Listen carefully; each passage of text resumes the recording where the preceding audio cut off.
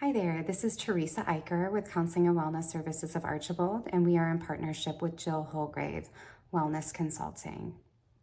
So, a topic that I want to spend a little bit of time on today is burnout and stress management.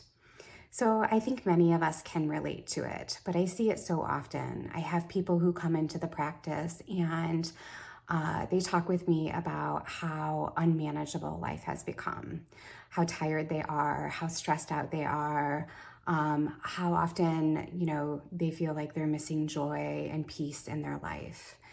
And I tend to find that many of these people who come in are really high achieving people.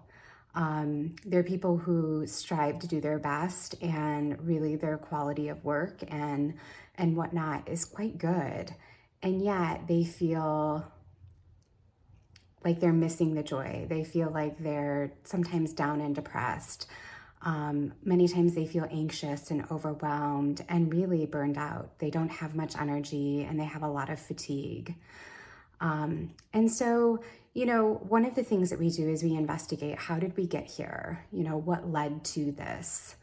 And part of that investigation is that we first just kind of identify, like, what are all the responsibilities? So often I think of it like spinning plates, right? Like we have this plate here and our job is to make it spin. And so we go through and we look at, what are all the spinning plates? What are all the responsibilities?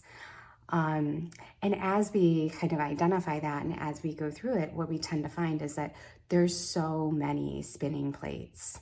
And when we're just one person responsible for spinning all of them, no wonder they feel a sense of failure. No wonder they feel a sense of fatigue and burnout.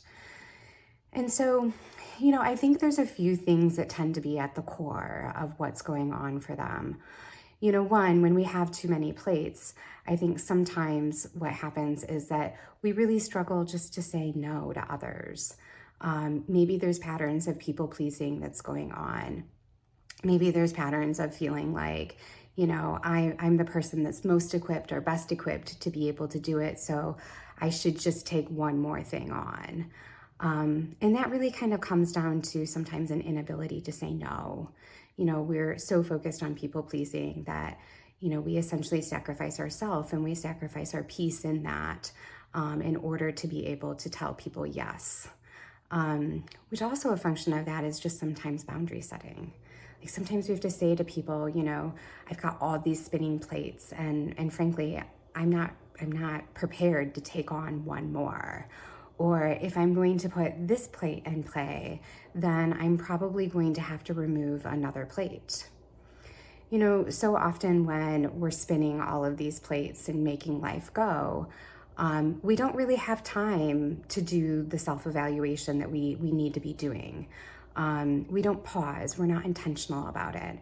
And so when someone suggests adding one more thing, it's like, just add one more thing. Like, go ahead, throw it on there, right? But really what we're doing is we're setting ourselves up for self-sabotage. We're setting ourselves up for failure inevitably. When we're so stretched thin, it's super hard to feel like we're successful at any of it. And so we just kind of feel like we're in the moment doing our best, but not necessarily being successful. And so, how do we address it? What do we do? We step back and we first have to identify all the plates. What are all of the responsibilities? Where is our energy going? And so we identify those, and we also identify, how did we get it? Like, is that something that we, truly feel invested in and we truly feel like that needs to be our responsibility? Or is that something that someone has put upon us and that frankly we need to give back to them? Or even just establish a realistic, boundary there, a realistic standard. Like, what is the expectation there? And is it achievable for you? And if it's not, let the person know what is actually achievable. But after we identify these plates, I think it's really important that we establish a hierarchy. Let's take a look at, what is of most importance? Where do we want the bulk of our energy to be going?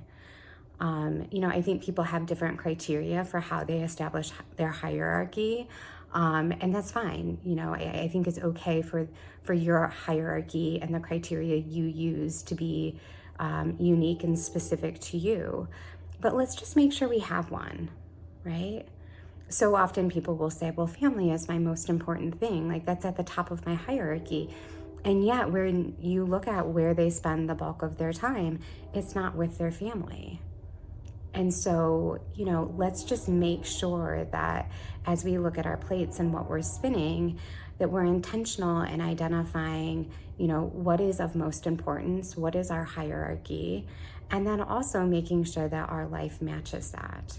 That when we look at, amount of time or energy put into it, that there's some kind of match that goes into that, right? That we're not really far off.